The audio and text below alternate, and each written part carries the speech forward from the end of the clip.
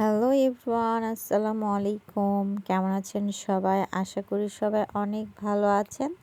তো আমি চলে আসলাম নতুন আরও একটা ব্লগ ভিডিও নিয়ে। তো যারা আমার এই ভিডিওটা দেখছেন, প্লিজ একটা লাইক দিয়ে ভিডিওটা দেখা শুরু করবেন। আর আমি গ্রামে চলে এসেছি সেহেতু নদীর মাছ তো খেতেই হবে। কিছুদিন আগেও আমি একটা ব্লগ ছেড়েছিলাম নদীর চিংড়ি মাছ দিয়ে কচুর ডাঁটা চচ্চড়ি। তো আজকে আমরা ঠিক করেছি আজকে নদীর ছোট মাছ দিয়ে রান্না করা হবে কচুর লতি। আমি গ্রামে আসলেই এই ধরনের খাবার খাওয়ার চেষ্টা করি, কেননা আমি এগুলো শহরে থাকলে অনেক মিস করি।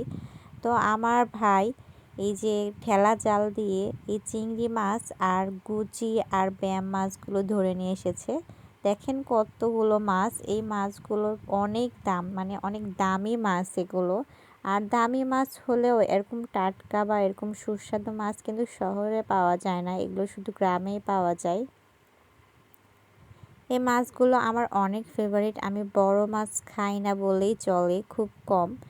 আমি এই মাছগুলোই বেশি পছন্দ করি, তাই আমি যখন গ্রামে আসি তখন এই মাছগুলো কেনার বা ধরে নিয়ে আসার চেষ্টা করে আমার ভাই বা আমার আব্বু। তো এগুলো দেখেন কতগুলো শামুক আছে এই মাছগুলোতে।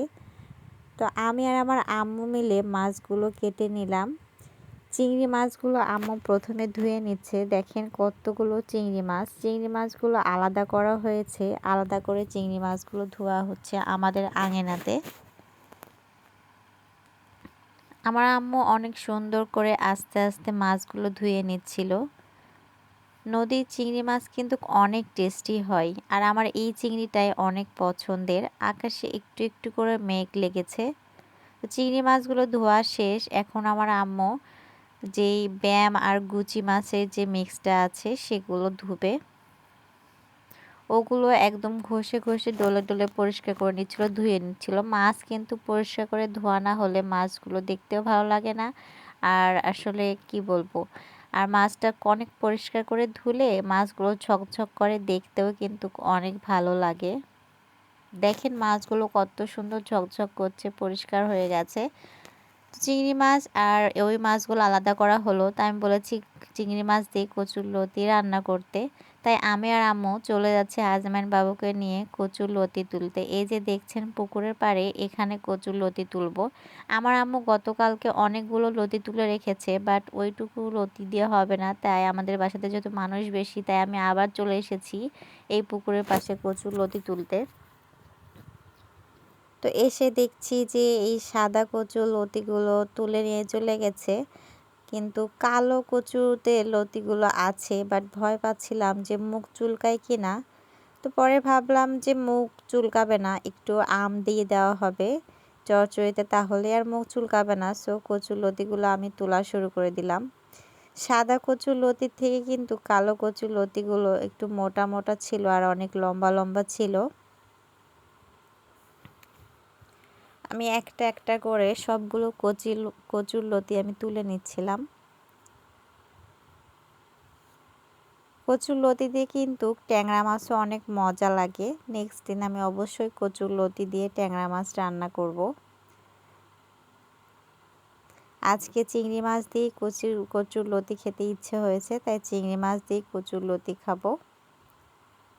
তো আমার কচুর লতি তোলা কমপ্লিট। এখন আমি বাসাতে চলে যাচ্ছি। তো যাওয়ার পথে দেখলাম এই কচুর গাছেও অনেক বড় আর মোটা একটা লতি হয়েছে। ওইটা কিন্তু ছিঁড়ে নিতে আমার অনেক কষ্ট হচ্ছিল, মোটা লতি তো, তাই তুলতে অনেক টাইম লেগে গেছে। আর যেহেতু আমি কাজগুলো করি আর আমি ভিডিও শ্যুট করি, তাই একটু টাফ হয়ে যায় আমার তো এক্সট্রা ক্যামেরাম্যান নেই বা আমাকে কেউ ভিডিও করে দিবে এরকম কেউ নেই। তো আমি বাসাতে চলে যাচ্ছি। বাসাতে এসে দেখি আমার ভাই আরও কতগুলো মাছ ধরে নিয়ে এসেছে, সেগুলো আমার ভাবি বসে বসে কাটছিল। সেম মাছই, বাট এই মাছগুলোতে চিংড়ির পরিমাণটা একটু কম। এই মাছগুলোতে ব্যামের বাচ্চা আর এই যে গুচি মাছই বেশি ছিল। এগুলো কিন্তু নদীতে নেমে ঠেলা জাল দিয়ে ঠেলে ঠেলে ধরা হয়েছে।